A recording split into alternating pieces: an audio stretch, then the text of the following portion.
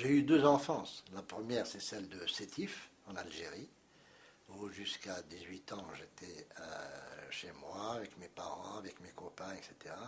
Et ma deuxième enfance, c'est à Saint-Étienne, où je suis arrivé un 4 août 54 à 18 ans à Saint-Étienne. Et là aussi, j'ai une petite anecdote à raconter.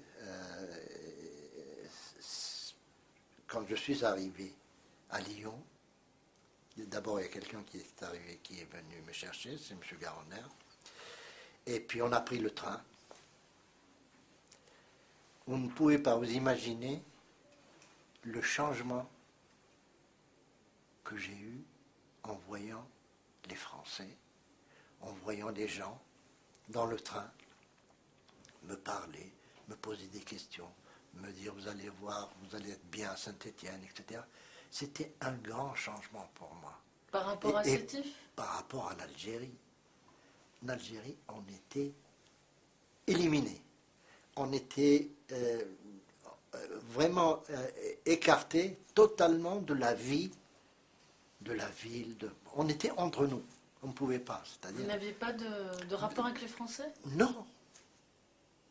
Alors, pour moi, c'était quelque chose de nouveau, quelque chose de magnifique. Et c'est pour ça que j'ai énormément d'affection pour Saint-Étienne, puisque je suis arrivé à 18 ans, donc j'étais un petit peu un bleu, comme on dit. Et c'est pour ça que j'ai la cravate de l'AS Saint-Étienne. D'accord. Justement, vous soulignez cette différence, ce choc qu'a été pour vous de venir en France pour intégrer l'équipe première de Saint-Étienne. C'était différent donc de l'Algérie et l'Algérie de votre enfance. Juste quelques mots sur votre première jeunesse, celle de votre enfance. Vous grandissez donc à Sétif. Vous avez quel âge le jour du 8 mai 45? 9 ans. 9 ans, et là aussi, j'en ai vu des choses. Hein. J'en ai vu, étant donné que j'étais un petit peu dans un quartier qui était en dehors de la propre ville de Sétif, et on était entouré de champs, voyez.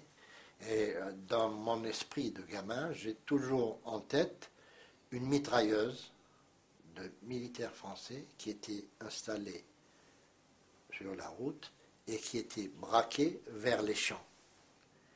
Et chaque fois qu'il y avait quelqu'un qui se levait, un Algérien qui se levait, il le mitraillait. Et ces gens-là, c'était un jour de marché, et ils étaient venus à Sétif pour vendre leur bétail, etc. Donc ils n'avaient aucune idée de cette soi-disant révolte, etc.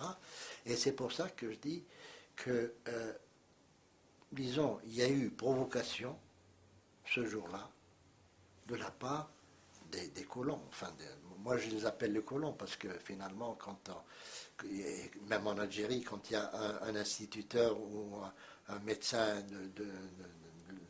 de France, une différence, très grande différence avec les gens de chez nous.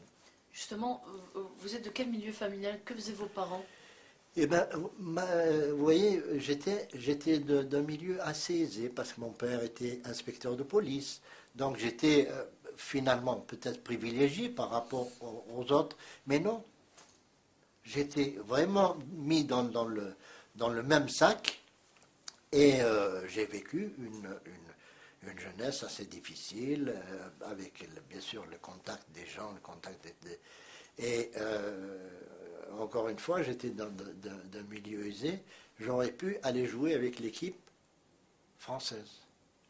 J'ai joué avec l'équipe de Sétif. Oui, parce qu'il y avait l'équipe musulmane, Musulmane et l'équipe Européens. européenne. Et entre parenthèses, l'équipe musulmane était obligée de mettre un F à son appellation français. Donc c'était l'Union sportive Oui, française de Sétif. de Sétif. Voilà, donc bon, avec le temps, et puis les jeunes ne peuvent pas comprendre cette situation parce que, bon, pour eux, le monde est grand, il n'y a plus de...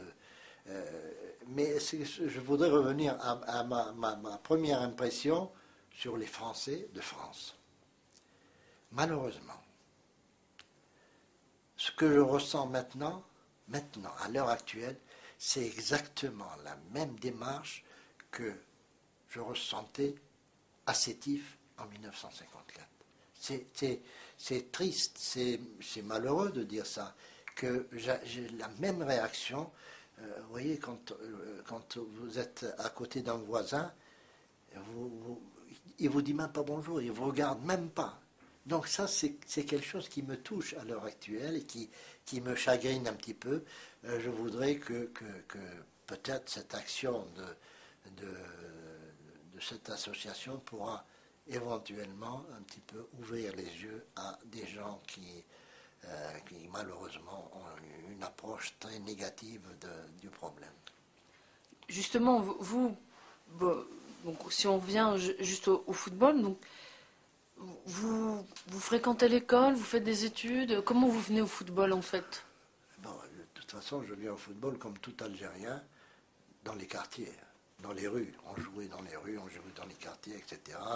Bon, l'école, c'était aussi là spécial, parce que finalement, il y avait l'école indigène et l'école française. Vous voyez, encore une fois, cette amalgame qui était fait. Donc, j'étais bon élève, bon élève.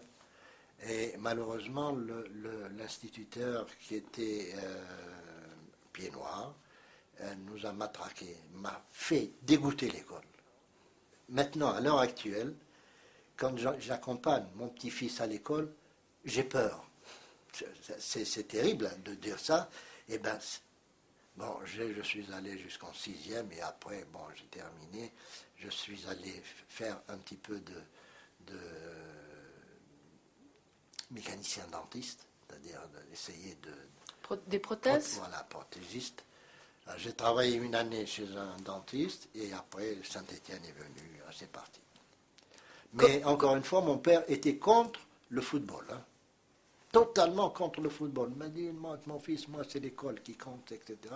Bon, à force de le tarabuster, à force de l'embêter, il a compris qu'il ne pouvait que me lâcher et aller à Saint-Étienne.